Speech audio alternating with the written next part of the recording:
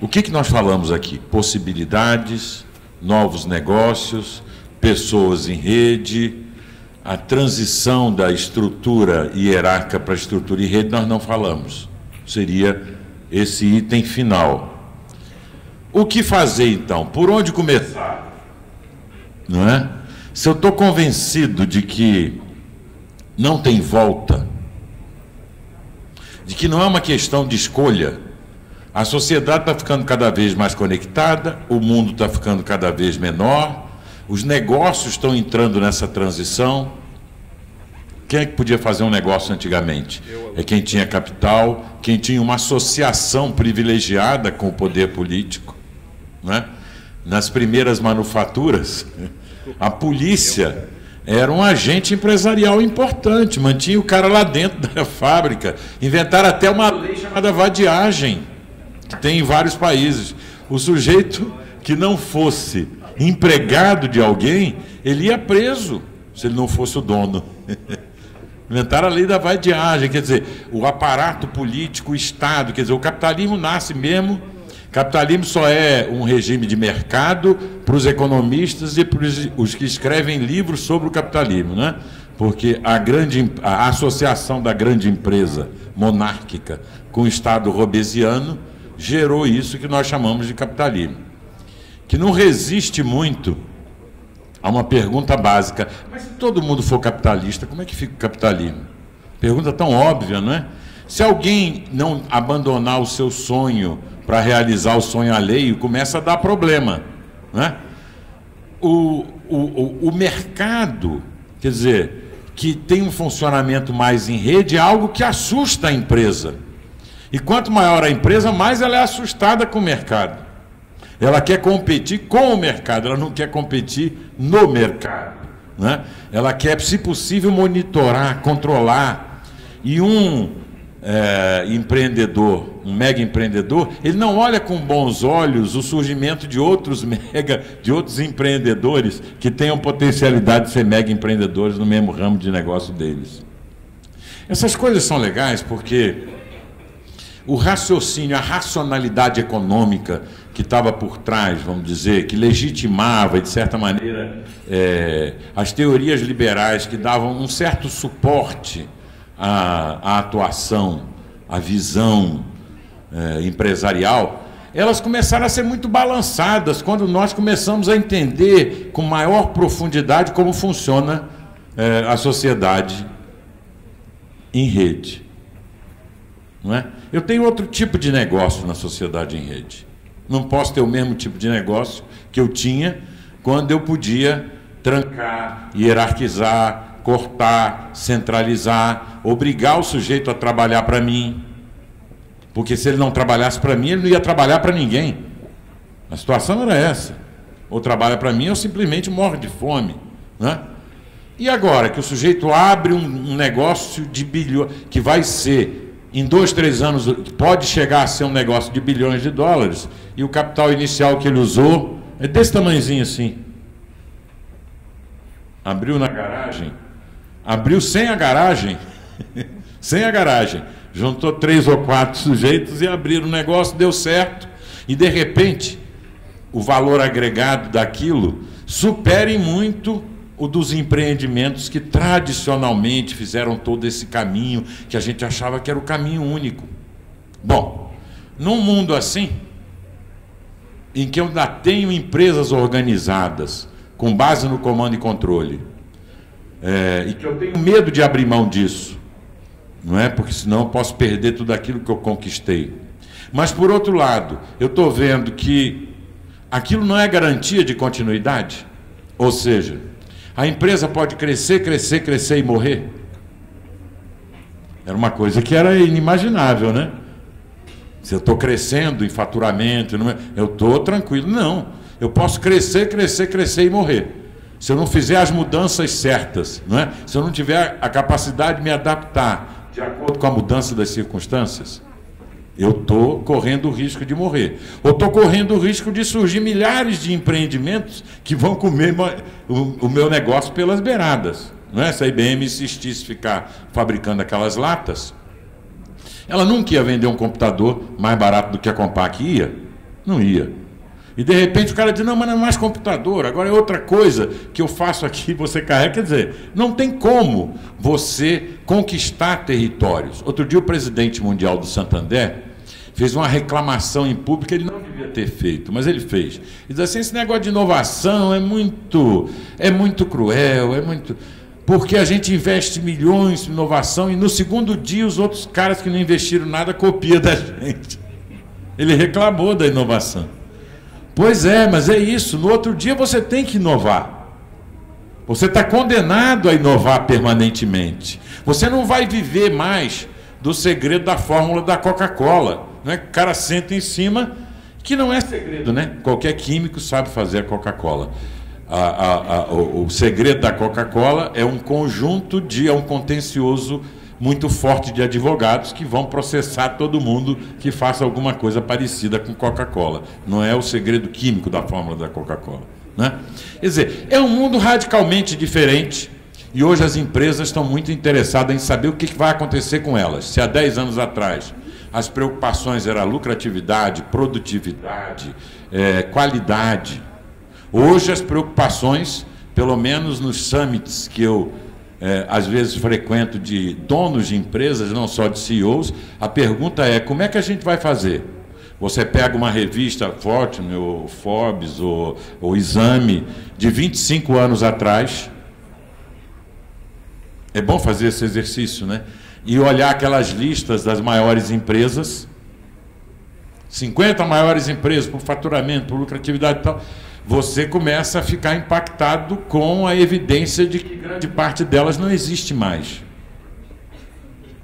Não existe mais, não porque tenham feito uma revolução no seu negócio central, não porque tenham se adaptado. Algumas não existem mais porque não se adaptaram.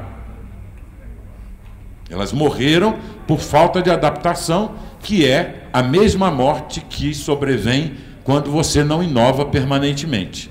Né? Então, no mundo em que você está condenado a inovar permanentemente, você pode contratar o quê? Qual é a empresa que pode contratar 2.000 cientistas? Tem poucas, né? No mundo. Muito poucas. Mas qual é a empresa que pode contratar 20.000? Não deve ter nenhuma. Não deve ter nenhuma. Não é? Mas esses caras existem, eles estão aí. Olha o crowdsourcing. Não é? O crowdsourcing foi uma necessidade, não é? De sobrevivência. Ainda que falte em todos esses no crowdsourcing, no crowdfunding, ainda falta o crowdweaving. E é sobre isso que nós estamos conversando. Não é? No crowdsourcing, todo mundo competindo para ganhar um prêmio, para apresentar uma solução legal. Mas não conversa com o outro, não? O modelo de desenvolvimento que foi usado do Apache é fundamental para isso, não é? Os caras trabalhavam o dia todo, chegava de noite, começava lá e telefonava para o outro naquele tempo, mandava uma mensagem, dizia, como é que a gente faz agora? Eu já escrevi até aqui, mas não estou conseguindo. Aí o outro dizia, não, mas eu tenho uma solução por aqui. Quer dizer, quando você faz essas coisas achando que os indivíduos vão trabalhar para você, e esses indivíduos são desperdiçados ao final, porque você não considera que eles são parte de você, você está perdendo, você não está ganhando. Todo mundo que participa de um esforço de crowdfunding para uma grande empresa faz parte daquela empresa, é stakeholder daquela empresa. Só que o que a gente chama, o que está dentro e o que está fora, está errado. Quem é que faz parte? As empresas foram pensadas como unidades administrativo-produtivas isoladas. Então, se eu vou lá na Johnson & Johnson, outro dia eu fui. Eu sou revistado na entrada. E a hora que eu fui falar com a diretoria e os pesquisadores da Johnson & Johnson de São José, eles depois me obrigaram a ir para uma sala para assistir um filme. Depois eles tomaram meu computador e perguntaram se eu tinha pendrive. Por que isso tudo? Não é uma maldade nem uma peculiaridade dessa empresa que eu citei, porque várias outras são assim, se você for na Embraer assim também, se você... Não, é porque quem não está ali dentro é inimigo.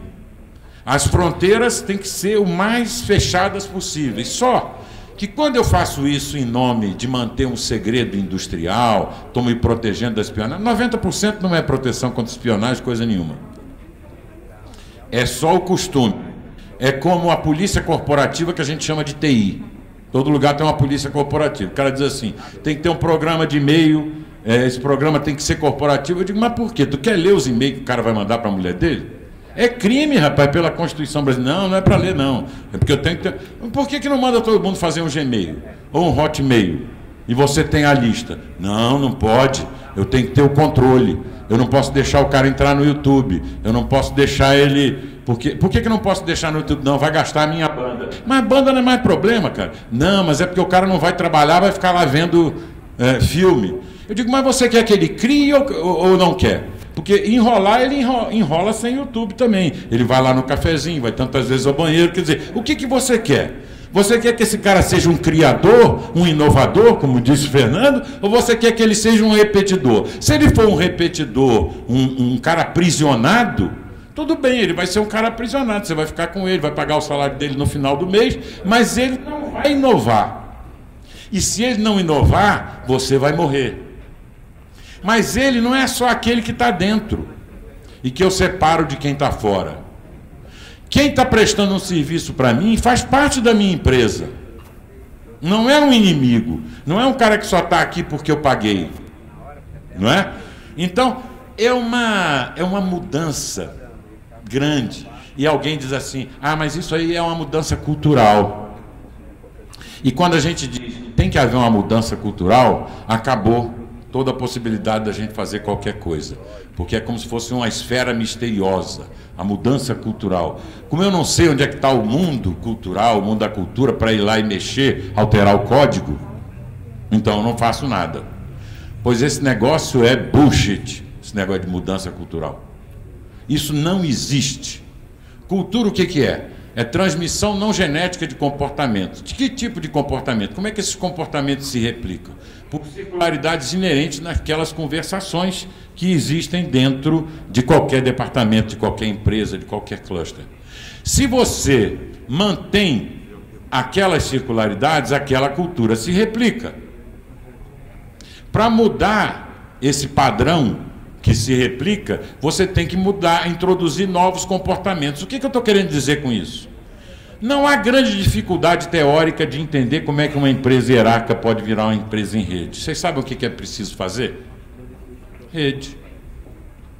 É uma coisa só que é preciso fazer. Não precisa fazer mais nada do que isso.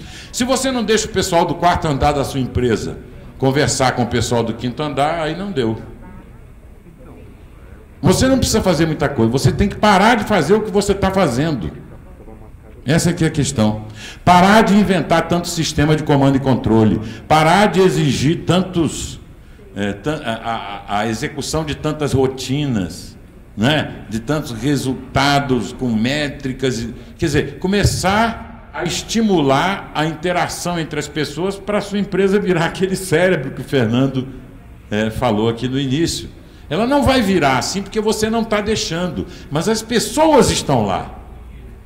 As pessoas estão lá. São 3,9 bilhões de anos de evolução em cada uma dessas unidades conectadas que nós chamamos de pessoas.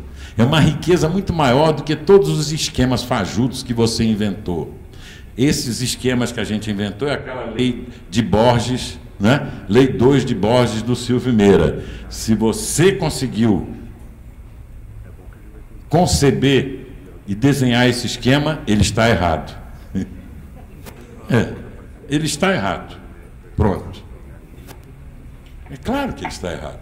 Porque essas coisas, as que estão certas, elas se constelam na emergência. Então, se você conseguiu definir, desenhar tudo bonitinho, o sistema como você vai funcionar, que vai ser 100%, pode saber que ele está errado.